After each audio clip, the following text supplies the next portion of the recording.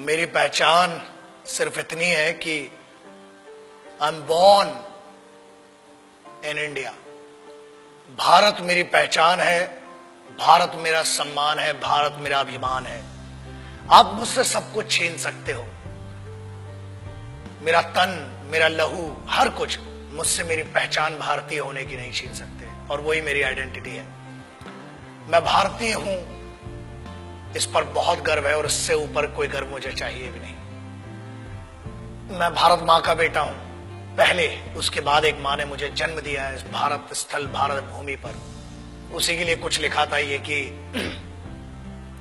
काश मेरी जिंदगी में सरहद की कोई शाम आए, जब कुछ हो तो बॉर्डर पर हो।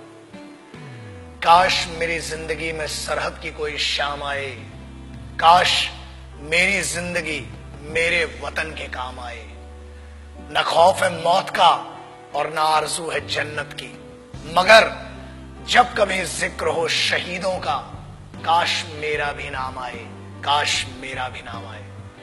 This is what I would love to introduce myself like that. अगर कोई पूछे कि कौन था वो, जब कोई पूछे मेरे बारे में, तो मेरी ये पहचान लिख देना, उठाना मेरा कमांडो डैगर और छाती पे हिंदुस्तान लिख देना। कोई पूछे पागल था वो कौन, तो भगत सिंह और क्रांतिकारियों का चेला और इंकलाब का गुलाम लिख देना। और बचा हो जो जिस्म में लहू मेरे, निकालना उसे, फेंकना जमीन पे और मां तुझे सलाम लिख देना। यही परिचय था, है और रहेगा।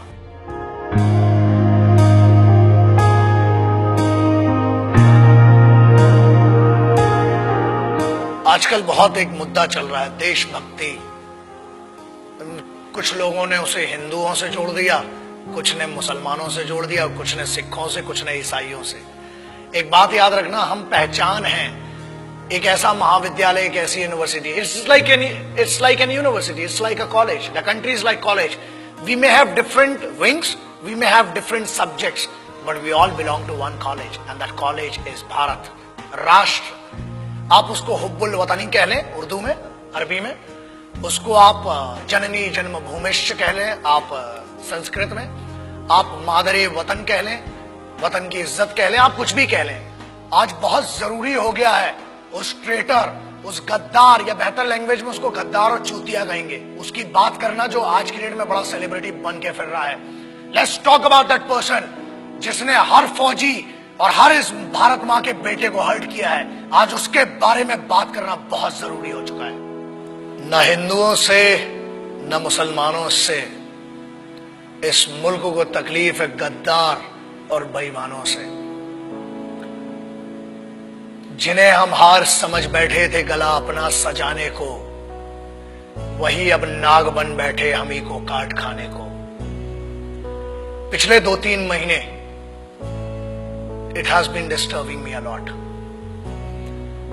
I being an Indian, I being a soldier, I being a simple son of this motherland, feel hurt, disheartened, and at the same time I feel pity for them. बुरा लगता है। कारण ये, लोग कहते हैं कि हम कुछ कर नहीं सकते। ऐसा है, करने पर आ जाए तो बहुत कुछ कर सकते हैं, लेकिन हम सम्मान करते हैं भारत के सर्वोच्च न्यायालय का, सुप्रीम कोर्ट का, और उसके आदेश की अवहेलना नहीं करना चाहते हैं। उसके आदेश का पालन करते हुए कुछ गद्दारों को आज भी छोड़ रखा है, वरना ऐसा है काम ही हड्डियां तोड़ने और जान लेने का हिंदुस्तानी फौज करती है। किसी ने कहा, मैं उन गद्दारों का शायद नाम भी लेना पसंद नहीं करूंगा, बिकॉज वो इतना भी डिजर्व नहीं करते कि उनका नाम इस जुबान पर आए। बट एक चीज बोलना बहुत जरूरी है। कुछ लोगों ने यह कहा कि भारतीय सेना रेपिस्ट है। अगर घरों में बैठे हो ना, और अगर तुम्हारी बहनें और तुम्हारी माएं घर से निकल के जा रही हैं, तो सिर्फ ये हिंदुस्तानी फौज है जिसकी दम पे तुमने भाई होने का, बाप होने का फर्ज नहीं निभाया होगा, मगर this is the only Indian armed forces which maintain that dignity of a soldier and maintains that brotherhood. आपकी बहनें, आपकी माएं अगर सुरक्षित हैं तो वो भारत की सेनाएं हैं जिनके कारण है। बोलने के पहले सोचा करो। और किस्मत बहुत अच्छी थी कि फौज के सामने नहीं बोला, वरना जो हीरो बना दिया ना इस देश में, फौज तुम जैसों को छोड़ती भी नहीं। मगर ये भारत का संविधान है, this is the constitution of India, जिसने बांध रखा है हमारे हाथों को। क्रोध करना मेरी आदत नहीं है, मगर आता है गुस्सा।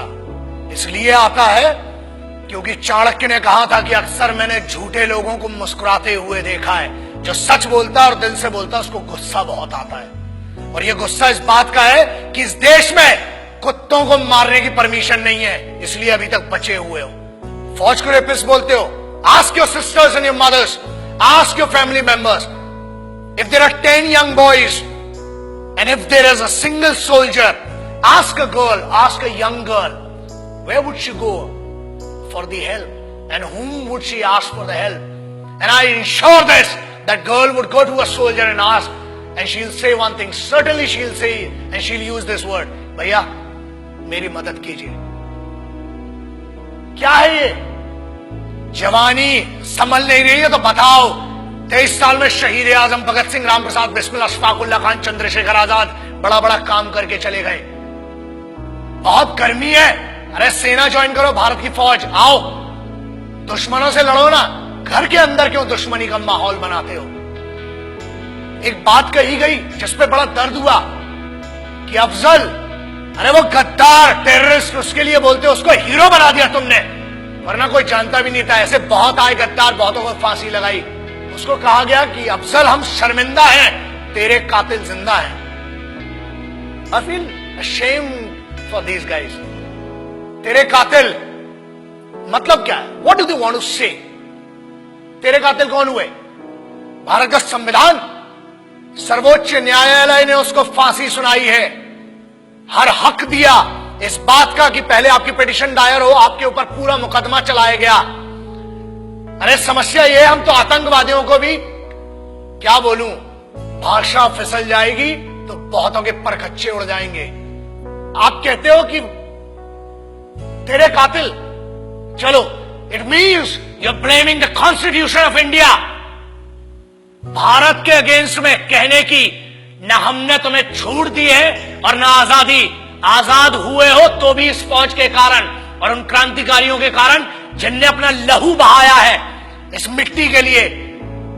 तब बना है भारत का संविधान। You can not insult, you can insult me as an individual, you can insult one person, मतलब जो पीठा, जो न्यायाधीश थे, जो वो लोग थे जिनने फांसी की सजा सुनाई, आप उनको कह रहे हैं कि वो कातिल थे। अरे धिक्कार है आपके ज्ञान पर। I feel ashamed for it. पहले आप अपने फैक्ट्स क्लियर करें। अरे जेएनयू के एक लौंडे ने ये कह दिया तो उसको हीरो बना दिया, एंड नो वंडर्स अगली बार मेंबर ऑफ पार्लियामेंट बन के बैठेगा तुम्हारी छाती के ऊपर। हीरो बनाने वाले तुम हो। मुझे किसी से पर्सनल कोई प्रॉब्लम नहीं है, इनकी औकात भी नहीं है मुझसे पर्सनल प्रॉब्लम रखने की। लेकिन एक बात याद रखना, किसी एक बेवकूफ ने यह कह दिया कि भगत सिंह जैसा है। अबे शर्म करो and clear your facts before you compare that guy with revolutionaries. कौन थे वो?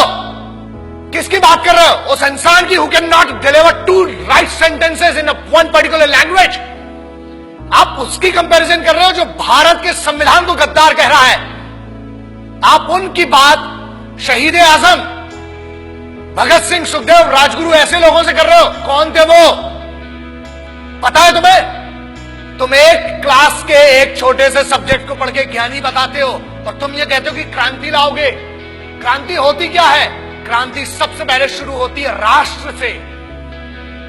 भारत मां या मिट्टी, I don't want to name this nation Bharat Mata और anything, but I want to say something. ये मेरी तो मां है और मेरे जैसे कई पागलों की मां है।